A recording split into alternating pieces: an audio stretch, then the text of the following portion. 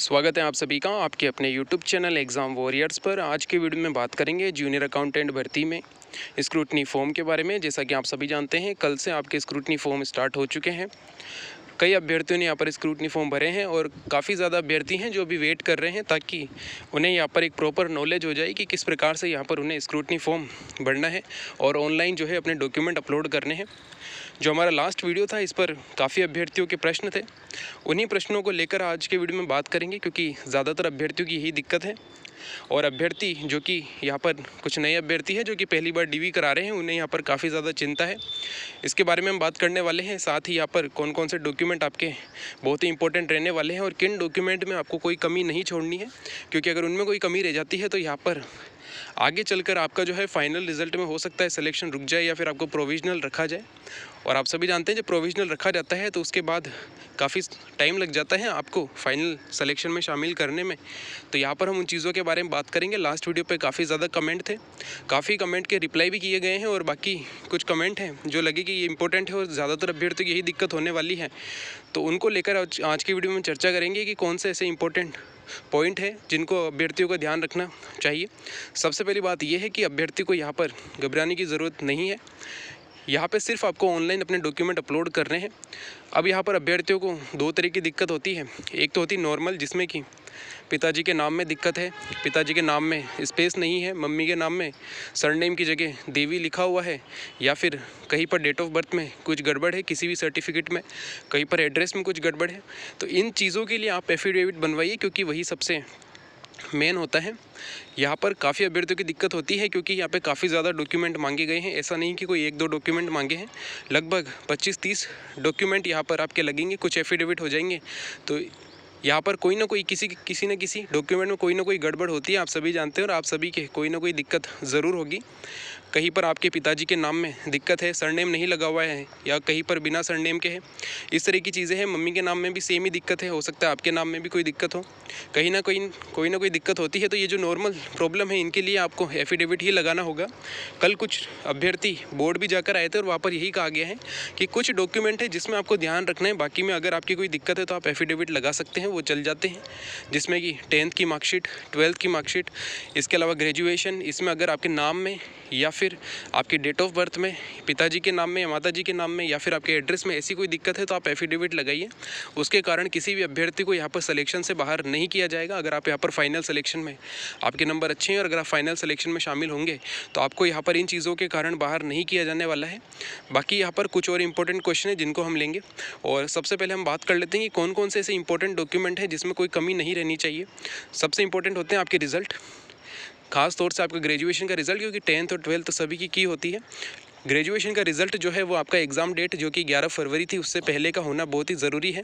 अगर आपका ग्रेजुएशन का जो रिज़ल्ट है, अगर हम बात करें डिग्री आने में टाइम लगता है, लेकिन जो फाइनल रिज़ल्ट है अगर आपका वो 11 फरवरी से बाद का है, तब जो है आपका यहाँ पर सिलेक्शन नहीं होगा, क्योंकि ये सिर्फ जो चीज़ होती है ग्रेजुएशन और साथ ही जो RSCIT यानी कि जो भी आपका कंप्यूटर डिप्लोमा है जो मांगा गया है, वो अगर आपके एग्ज़ाम डेट के बाद का है तो यहाँ पर जो है आप डिसक्वालीफाई हो जाते हैं और आपको आगे प्रोसेस में शामिल नहीं किया जाता है। तो ये चीज़ इंपॉर्टेंट है। साथ ही जिस भी कैटेगरी में आपने फॉर्म भरा है, खासतौर से EWS, OBC, SC, ST, MBC जो कि रिज़र्व कैटेगरी होती है, अगर इसका आपके पास कोई सर्टिफिकेट नहीं है या फिर आपने पहले भर दिया था कि बाद में बनवा लूँगा लेकिन नहीं बन पाया है, तो यहाँ पे थोड़ी सी दिक्कत हो जाती है। वैसे इस बार एफिडेविट लगाने का भी मौका दिया गया है, लेकिन अगर आप उस कैटेगरी में शामिल नहीं हो, यानी किसी भी तरीके से आप कैटेगरी में नहीं आ पा रहे हो, तो फिर आपका जो है यहाँ पर सिलेक्शन रुक सकता है। तो ये दो ही चीज़ें होती है जिसके कारण आपको यहाँ पर बाहर किया जा सकता है। एक तो है आपका रिज़ल्ट, खासतौर से ग्रेजुएशन का, RSCIT का, इसके बाद आपकी कैटेगरी। इनके अलावा किसी भी चीज़ के लिए आपको यहाँ पर बाहर नहीं किया जाएगा कि आपने फ़ोटो वो वाली नहीं लगाई थी या फ़ोटो आपने कोई दूसरी लगा दी है जो आवेदन फॉर्म में फ़ोटो नहीं थी। तो ऐसा नहीं है कि एक फ़ोटो के कारण आपका यहाँ पर कोई सिलेक्शन रुक जाएगा या आपके जो है सिलेक्शन हो रहा है तो उसको यहाँ पर रोक लेंगे, ऐसी चीज़ नहीं होती है। तो फ़ोटो यहाँ पर आपकी चल जाएगी, अगर आप नहीं लगाएंगे तो वो भी चलेगी, ऐसी कोई दिक्कत यहाँ पर नहीं है। अब हम कुछ इंपॉर्टेंट क्वेश्चन ले लेते हैं, और उससे पहले एक और इम्पॉर्टेंट चीज़ ये है कि आपका जो ऑफलाइन डॉक्यूमेंट वेरिफिकेशन जो आपके डिपार्टमेंट के द्वारा किया जाने वाला है, इसको लेकर भी कुछ खबर है जो आपको कल के वीडियो में मिलेगी। जल्द ही आपका यहाँ पर ऑफलाइन डॉक्यूमेंट वेरिफिकेशन भी स्टार्ट होगा और ये प्रोसेस भी काफ़ी जल्द स्टार्ट होने वाली है, क्योंकि आप सभी जानते हैं आपका जो ऑनलाइन अभी जो स्क्रूटनी फॉर्म भरवाए जा रहे हैं, पहले ये 20 तारीख के बाद आने की उम्मीद थी, लेकिन इस बार 22 तारीख तक तो यहाँ पर कंप्लीट हो जाएंगे और हो सकता है यहाँ पर डेट आगे नहीं बढ़ाई जाए।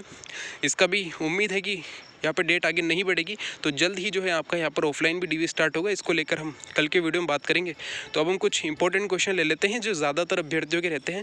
बाकी कई अभ्यर्थी ऐसे जिनकी कोई अलग ही दिक्कत होती है, तो उसके लिए वो एफिडेविट लगवाए। आपको कहीं भी लगता है कि आपकी ये दिक्कत हो सकती है, तो आप वहाँ पर एफिडेविट लगाइए और वही मान्य होगा। ऐसी कोई दिक्कत यहाँ पर आने वाली नहीं है। सबसे पहली बात होती है कि एफिडेविट कहाँ पर अपलोड करें।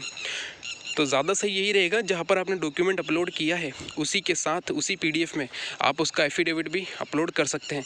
मान लीजिए 10th की मार्कशीट में आपके पिताजी के नाम में कोई दिक्कत है, तो आप यहाँ पर 10th की मार्कशीट के साथ ही वो एफिडेविट भी अपलोड कर सकते हैं, ताकि यहाँ पर दिक्कत नहीं आए। क्योंकि एक ऑप्शन अन्य प्रमाण पत्र का होता है, अगर आप उसमें ज़्यादातर डॉक्यूमेंट अपलोड करेंगे तो वहाँ पर लेगा भी नहीं, क्योंकि साइज़ जो होती है वो लगभग 500 KB से 2 MB की बताई गई है। काफ़ी अभ्यर्थियों ने कहा है कि 1 MB से ऊपर यहाँ पर डॉक्यूमेंट लिए भी नहीं जा रहे हैं। अगर हम मान के चले 2 MB है तो काफ़ी डॉक्यूमेंट आपके अन्य प्रमाण पत्र में हो जाते हैं, जहाँ पर आपको अपनी RSCIT भी अपलोड करनी है, क्योंकि RSCIT का कोई अलग से ऑप्शन नहीं है। तो अन्य प्रमाण पत्र में आपको RSCIT भी अपलोड करनी है। तो कोशिश यही है और सबसे बेहतर भी यही होगा कि आप यहाँ पर जिस भी डॉक्यूमेंट में दिक्कत है उसका एफिडेविट आप उसी के साथ लगाइए। तो यहाँ पर जो है आपकी साइज़ ज़्यादा भी नहीं होगी और आपके डॉक्यूमेंट अपलोड भी हो जाएंगे। क्योंकि उसमें जो संलग्न संख्या होती है, आपने देखा होगा आगे संलग्न संख्या लिखी हुई आती है, तो वहाँ पर आपको उस पीडीएफ में टोटल कितने पेज हैं उनकी यहाँ पर आपको संख्या लिखनी है। ठीक है, कि आपने कितने डॉक्यूमेंट यहाँ पर अपलोड किए हैं। इसके बाद है मूल निवास कब का लगाएं। तो अगर आपके पास मूल निवास पुराना है तो आप लगा सकते हैं। कल मुझे भी एक अभ्यर्थी मिले थे जिनका के मूल निवास पहले का बना हुआ नहीं है, उन्होंने एग्ज़ाम के बाद का यहाँ पर बनवाया है, लगभग इसी वर्ष का बनवा रखा है, उससे पहले का उनके पास नहीं है। तो वहाँ पर एफिडेविट आपको लगाना होगा कि मैं पहले से ही राजस्थान का मूल निवासी हूँ, लेकिन मेरे द्वारा एग्ज़ाम डेट के बाद का मूल निवास बनवाया गया है और उसी में कंसीडर किया जाए, क्योंकि ये बहुत ही इंपॉर्टेंट चीज़ हो जाती है।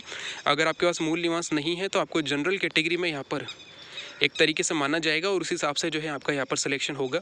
तो वो चीज़ आती है। साथ ही आपको प्रोविजनल भी रखा जाएगा। अगर आपका सिलेक्शन जनरल में हो भी रहा होगा तो भी आपको कुछ समय के लिए प्रोविजनल रखा जा सकता है, ताकि आपसे यहाँ पे डॉक्यूमेंट मांग लिए जाए। तो यहाँ पर आपको एफिडेविट लगा देना है। अगर आपका मूल निवास जो है वो एग्ज़ाम डेट के बाद का है, पहले का आपके पास कभी का भी हो वो आपको ज़रूर अपलोड करना है। अगर आपका 2009 का भी है, 2011 का कभी का हो, आपको वो ज़रूर अपलोड करना है। अगले क्वेश्चन पर अगर हम चले तो वो है कास्ट और कैटेगरी सर्टिफिकेट। तो यहाँ पर आपको ध्यान देना है कि अगर SC ST की और जो कैटेगरी है इसके लिए यहाँ पर ज़्यादा इंपॉर्टेंट नहीं होता है, उनके पास उनका कभी का भी हो, यानी कि किसी भी वर्ष का बना हुआ वो चल जाता है। बाकी बात करें EWS की, OBC की, तो इनमें एग्ज़ाम से 1 साल पहले का है अगर, तो उसमें एफिडेविट लगाने की ज़रूरत नहीं है। अगर उससे भी पुराना है तो आप यहाँ पर एफिडेविट लगा सकते हैं।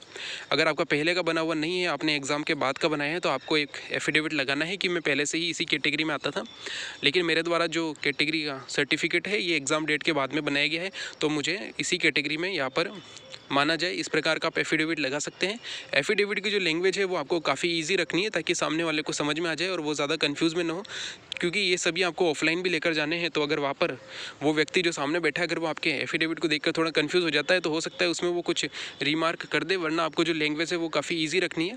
और आप जो है ये सब चीज़ें एक व्यक्ति से करवाइए जो वहाँ पे टाइप करते हैं, ताकि क्योंकि उनको काफ़ी नॉलेज होता है, तो आपको ज़्यादा दिक्कत यहाँ पर आने वाली नहीं है। तो कास्ट और कैटेगरी सर्टिफिकेट में इतना ही है। अगर आपके पास एग्ज़ाम डेट के यानी कि जो आवेदन की तिथि है, एग्ज़ाम डेट नहीं, आवेदन की जो तिथि है उसके बाद का अगर है तो आपको यहाँ पर एफिडेविट लगा देना है। अगर जो आवेदन की तिथि है लास्ट, उससे 1 साल पहले के बीच का है तो आपको यहाँ पर कोई चीज़ लगाने की ज़रूरत नहीं है। अगर उससे पुराना है तो आप एक एफिडेविट लगा सकते हैं या शपथ पत्र, जो कि आपको बोर्ड की वेबसाइट पर मिल जाएगा। और जो अभी नोटिस आया था उसमें 14 नंबर पॉइंट वो इसी के लिए है, EWS और OBC कैटेगरी के लिए। अगला पॉइंट है कैरेक्टर सर्टिफिकेट। तो कैरेक्टर सर्टिफिकेट सबसे पहले आपको चीज़ ध्यान रखनी है कि एक तो कैरेक्टर सर्टिफिकेट है आपका लास्ट जहाँ से आपने क्वालिफ़िकेशन अर्जित की है, वो 12th भी हो सकती है। अगर आप यहाँ पर नॉन कॉलेज रहे हैं तो 12th वाला हो सकता है। और अगर आपने कॉलेज की है तो उसका यहाँ पर आपको कैरेक्टर सर्टिफिकेट मिला होगा, वो लगाना है। उसके साथ आपको 2 जो गजेटेड राजपत्रित अधिकारी होते हैं उनका यहाँ पर लगाना है। इसमें भी काफ़ी अभ्यर्थी बहुत कन्फ्यूज़न में रहते हैं, तो आपको कुछ नहीं करना है। चरित्र प्रमाण पत्र की 2 कॉपी निकालनी है, दोनों पर 2 अलग अलग राजपत्रित अधिकारी के साइन कराने, यानी कि एक कॉपी पर एक के करवा लिए हैं तो दूसरी पर दूसरे के करवाने हैं। और इन तीनों की एक ही PDF बनाकर, एक तो कॉलेज वाला या 12th वाला जो भी है आपके पास लास्ट वो, और उसके साथ 2 राजपत्रित अधिकारी, तीनों की एक ही PDF बनाकर आप एक साथ अपलोड कर सकते हैं। इसमें कोई दिक्कत यहाँ पर आने वाली नहीं है। और जो कैरेक्टर सर्टिफिकेट है वो बिना फ़ोटो वाला भी चलेगा, ऐसा कुछ भी नहीं है कि फ़ोटो वाला है तो ही चलेगा, बिना फ़ोटो वाला भी चलेगा और पहले भी चलता आ रहा है, तो इसमें दिक्कत वाली बात यहाँ पर कोई नहीं है। अगर आपके पास फ़ोटो वाला लगाना है तो आप वो भी यहाँ पर लगा सकते हैं। इसके बाद आता है 5 नंबर पॉइंट, वो है RSCIT। RSCIT को लेकर भी काफ़ी अभ्यर्थी कन्फ्यूज़न में है। सबसे पहली बात तो ये है कि उन्होंने एडमिट कार्ड के रोल नंबर भर दिए थे, अब यहाँ पर लर्नर कोड भरना है, इस तरह की चीज़ें। अगर आपके पास एडमिट कार्ड है तो उसे भी साथ में अटैच कर दीजिए आपके RSCIT की मार्कशीट के साथ। अगर वो नहीं है तो कोई दिक्कत नहीं है, RSCIT की आप मार्कशीट और सर्टिफिकेट वो एक ही पेज आता है जिसमें कि मार्कशीट भी होती है और सर्टिफिकेट भी वही होता है, तो आपको दोनों ही कॉलम में वही अपलोड करना है। वैसे यहाँ पर RSCIT का अलग से ऑप्शन नहीं है, तो जो अन्य प्रमाण पत्र है उसी में आपको वो RSCIT अपलोड करनी होगी। बाकी आप जैसे जैसे भरते जाएंगे वैसे वैसे आपको यहाँ पर कोई दिक्कत नहीं आएगी। और इसमें आपको सबसे पहले काफ़ी ज़्यादा डिटेल भरनी, क्योंकि 5-6 स्टेप यहाँ पर होने वाले हैं। एक और चीज़ यहाँ पर ध्यान रखनी है आपको कि जो आपकी फ़ोटो है, फ़ोटो की यहाँ पे कोई दिक्कत नहीं, हमने पहले भी बात की है। अगर आपके पास वो वाली फ़ोटो हो तो अच्छी बात है, अगर नहीं है तो आप अपनी यहाँ पर नई फ़ोटो भी अपलोड कर सकते हैं। फ़ोटो से कोई ज़्यादा दिक्कत आने वाली बात नहीं है। अगला आता है मार्कशीट। मार्कशीट के बारे में हमने बात की है कि जो ग्रेजुएशन की आपकी जितनी भी ईयर है, अगर आपने 3 साल में ग्रेजुएशन की है तो first year, second year, third year तीनों की मार्कशीट होगी। अगर आपने बीटेक किया है, सेमेस्टर वाइज है, तो 8 सेमेस्टर या उससे ज़्यादा भी हो सकते हैं, तो उन सभी की मार्कशीट आपको क्रम वाइज अपलोड करनी है, जिसके बारे में हमने पहले भी बात की है।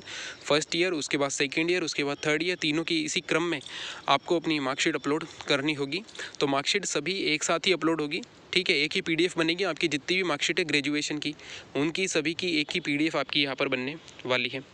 अगला आता है, काफ़ी अभ्यर्थी हैं पूछते रहते हैं कि दहेज, धूम्रपान, पुलिस वेरिफिकेशन इनका कुछ करना है, तो अभी इनका कुछ करने की ज़रूरत नहीं है। जैसे ही यहाँ पर DT के द्वारा आपके पास नोटिफिकेशन आएगा कि आपका ऑफलाइन डॉक्यूमेंट वेरिफिकेशन होना है, आपको ये चीज़ें लेकर आनी है, उसमें ज़रूर लिखा होगा तो वो है। अगर नहीं होता है तो ज्वाइनिंग के टाइम यहाँ पर ये चीज़ें मांगी जाती है। खासतौर से धूम्रपान और पुलिस वेरिफिकेशन जो है ये आपका ज्वाइनिंग के टाइम मांगा जाता है। तो इन चीज़ों का भी आपको ध्यान रखना है कि अभी आपको ज़्यादा लोड नहीं लेना है, और इन चीज़ों में जो है ये चीज़ आपके बाद के काम की अभी नहीं मांगी गई है। तो अभी अगर आप नहीं भी बनवाते हैं तो कोई दिक्कत नहीं है। अगर आप ये सोचते हैं कि बाद में टाइम नहीं मिलेगा तो आप अगर वही जा रहे हैं, यानी कि अगर आप बाकी एफिडेविट बनवाने जा रहे हैं तो इसे भी साथ में बनवा लीजिए, कोई दिक्कत नहीं है। लेकिन ये अभी नहीं मांगे गए हैं तो इन्हें अभी अपलोड नहीं करना है। इसके बाद अगर हम बात करें तो ये कुछ इंपॉर्टेंट क्वेश्चन थे जिनको लेकर अभ्यर्थी काफ़ी कन्फ्यूज़न में रहते हैं। बाकी कई चीज़ें हैं जो अभ्यर्थी के अपने खुद के प्रश्न होते हैं, क्योंकि काफ़ी अभ्यर्थी को कुछ अलग अलग तरह की दिक्कत होती है, तो उनके लिए जो है अलग से आप कमेंट बॉक्स में पूछ सकते हैं। ये एक नॉर्मल चीज़ें हैं जो कि काफ़ी अभ्यर्थियों के द्वारा यहाँ पर पूछी गई है, तो एक तरीके से उनका सोल्यूशन है। और सबसे लास्ट में एक ही चीज़ है और सबसे इंपॉर्टेंट, कि अगर आपको लगता है कि आपकी इस चीज़ में कोई दिक्कत हो सकती है या इसमें कोई गलती है तो आप वहाँ पर उसका एफिडेविट ज़रूर लगा सकते हैं। उसके अलावा यहाँ पर आपको कोई दिक्कत आने वाली बात नहीं है, आपने एफिडेविट लगाया है तो वहाँ पर इसे मान लिया जाएगा। और जैसा कि हमने स्टार्टिंग में भी बात की है, दिक्कत सिर्फ यहाँ पर 3 चीज़ों में आने वाली है। अगर उनमें कोई कमी है तो फिर जो है आपको यहाँ पर हो सकता है सिलेक्शन से भी बाहर होना पड़े। पहली चीज़ जो मैंने बताई थी वो था आपका ग्रेजुएशन का, क्योंकि 10th और 12th सभी की हुई है, उसमें कोई दिक्कत नहीं है। ग्रेजुएशन में ज़्यादातर वो अभ्यर्थी जिन्होंने कि फाइनल ईयर में होकर फॉर्म भरा था कि वो फाइनल ईयर में है और उन्होंने आवेदन किया था, लेकिन उनका रिज़ल्ट नहीं आ पाया किसी भी कारण से एग्ज़ाम डेट से पहले, यानी कि 11 फरवरी 2024 से पहले आप ये ज़रूर कंफर्म कर लीजिए कि आपका जो फाइनल रिज़ल्ट है, साथ ही जो RSCIT है, वो 11 फरवरी 2024 की जो डेट है उससे पहले का होना ज़रूरी है। चाहे 10 फरवरी ही क्यों ना हो, पहले का होना ज़्यादा ज़रूरी है। अगर उसमें कोई दिक्कत हो जाती है तो फिर आपको यहाँ पर सिलेक्शन से बाहर कर दिया जाएगा। इसके अलावा एज वाला आप सभी जानते हैं कि 18 से जो 21 वाला एज वाला चला था, तो अगर आपकी एज 21 तारीख से कम है, वो भी कौन सी डेट है, तो 1 जनवरी 2024, इस डेट तक अगर आप 21 साल के नहीं हुए थे तो भी आपको यहाँ पर बाहर किया जाएगा। तो यहाँ पर आपको ये चीज़ भी ध्यान रखनी है। इसके बाद आता है, जिस भी कैटेगरी से आप यहाँ पर सेलेक्ट हुए हैं उस कैटेगरी का आपका सर्टिफिकेट ज़रूर होना चाहिए। OBC से हैं तो OBC से, EWS है तो EWS, SC ST इनके सर्टिफिकेट आपके पास होने ज़रूरी है। साथ ही वे अभ्यर्थी जो कुछ स्पेशल कैटेगरी में है, जैसे कि स्पोर्ट्स है, PH है, तो उनके सर्टिफिकेट भी उनके पास ज़रूर होने चाहिए। अगर इसमें कोई कमी रह जाती है तो यहाँ पर आपका सिलेक्शन रुक जाएगा। तो इन चीज़ों का आपको काफ़ी ज़्यादा ध्यान रखना है, इन डॉक्यूमेंट का ध्यान रखना है। बाकी में आप चाहे कितनी बड़ी दिक्कत हो, एफिडेविट लगा लीजिए, आपका काम उससे चल जाएगा। 10th 12th है, इसके अलावा मूल निवास है, चरित्र प्रमाण पत्र वगैरह, इन चीज़ों के लिए जो है आप एफिडेविट आसानी से लगा सकते हैं। इसमें कोई दिक्कत वाली बात यहाँ पर नहीं होगी। और कुछ इंपॉर्टेंट चीज़ें जैसे कि NOC, तो NOC में आपको ध्यान रखना है कि NOC जो है कई डिपार्टमेंट ने अभी दी है। अगर आप प्रयास करेंगे तो आपको भी मिल सकती है। अगर नहीं मिलती है तो जो आपको अनुमति मिली थी एग्ज़ाम में बैठने की, पहली बात तो ये है कि क्या आपने अनुमति मांगी थी या नहीं। अगर अनुमति मांगी होगी तो NOC भी आपको आसानी से मिल सकती है। बाकी कई डिपार्टमेंट ऐसे होते हैं जो कि NOC नहीं देते हैं, तो आपको जो है यहाँ पर जो अनुमति पत्र मिला था एग्ज़ाम में बैठने का, उसके साथ आप एफिडेविट लगा देना कि मेरे द्वारा अनुमति मांग ली गई थी, लेकिन अभी डिपार्टमेंट के द्वारा NOC नहीं दी गई है। तो इस तरह की चीज़ों के लिए आप एफिडेविट लगा सकते हैं। बाकी किन के लिए एफिडेविट लगाने पर भी काम नहीं चलेगा, उसके बारे में भी हमने बात कर ली है। तो ये था वीडियो, इसमें आपके ज़्यादातर जो डाउट है वो क्लियर हो गए होंगे। इसके अलावा भी अगर आपके कोई प्रश्न है जो काफ़ी इंपॉर्टेंट हो सकते हैं तो वो आप कमेंट बॉक्स में पूछ लीजिएगा, वहाँ पर आपकी कोई ना कोई हेल्प ज़रूर हो जाएगी। तो आप अपना प्रश्न ज़रूर पूछेगा डॉक्यूमेंट वेरिफिकेशन को लेकर, और आप जल्द ही यहाँ पर अपने डॉक्यूमेंट अपलोड कीजिए। और लास्ट दिन का यहाँ पर इंतज़ार नहीं करना है, क्योंकि लास्ट दिन हो सकता है कोई भी दिक्कत हो जाए। जैसे कि कल हमारे यहाँ पर शहर बंद था, तो यहाँ पर ना तो स्टाम्प मिले हैं, ना नोटरी हुई है, कुछ भी नहीं हुआ है। तो इस तरह की चीज़ें हो सकती है। तो आप यहाँ पर जितना जल्द हो सके उतना अपना डॉक्यूमेंट वेरिफिकेशन जो ऑनलाइन है उसको कंप्लीट कीजिए। और जल्द ही हम ऑफलाइन डॉक्यूमेंट वेरिफिकेशन की न्यूज़ को लेकर भी कल आपसे बात करेंगे, क्योंकि यहाँ पर बहुत ही इंपॉर्टेंट है। आगे की प्रोसेस जो आपकी होने वाली है ये काफ़ी जल्द कंप्लीट होगी, और पूरी उम्मीद है कि अक्टूबर में नहीं तो नवंबर में आपको यहाँ पर ज्वाइनिंग ज़रूर मिल जाएगी। अगर यहाँ पर आगे आने वाली प्रोसेस काफ़ी जल्द कंप्लीट होती है तो दिवाली से पहले भी आपको ज्वाइनिंग मिलने की पूरी उम्मीद है कि दिवाली से पहले भी आपको यहाँ पर ज्वाइनिंग दी जा सकती है। तो यहाँ पर आप सभी के लिए काफ़ी अच्छी खबर है। तो आप सभी को अपने डॉक्यूमेंट वेरिफिकेशन काफ़ी अच्छे से अपलोड करने हैं। और अभी जो डॉक्यूमेंट अपलोड हो रहे हैं, अगर उसमें कोई दिक्कत रह भी जाती है तो कोई बड़ी बात नहीं है। मेन चीज़ होगी वो होगा आपका ऑफलाइन डॉक्यूमेंट वेरिफिकेशन जो आपका डिपार्टमेंट करवाएगा। वहाँ पर आपके पास जो भी दिक्कत हो वो आप सामने वाले को बता सकते हैं। उसके साथ आपने क्या एफिडेविट लगाया है वो भी आप उसको बता सकते हैं। तो वहाँ पर जो है आपकी ये चीज़ें जो दिक्कत है वो वहाँ पर ख़त्म हो जाएगी, और एक तरीके से यहाँ पर आपका जो डॉक्यूमेंट वेरिफिकेशन है वो अच्छे से कंप्लीट होगा। तो यह था हमारे वीडियो, इसमें हमने जो भी बात की है उस पर आपकी क्या राय है आप कमेंट बॉक्स में बता सकते हैं। आपका कोई प्रश्न है तो आप कमेंट बॉक्स में पूछ सकते हैं। कोई भी दिक्कत है किसी भी प्रकार की तो आप कमेंट बॉक्स में ज़रूर पूछिएगा, जहाँ पर आपको आपका आंसर ज़रूर मिलेगा। Thank you. जय हिंद, जय भारत।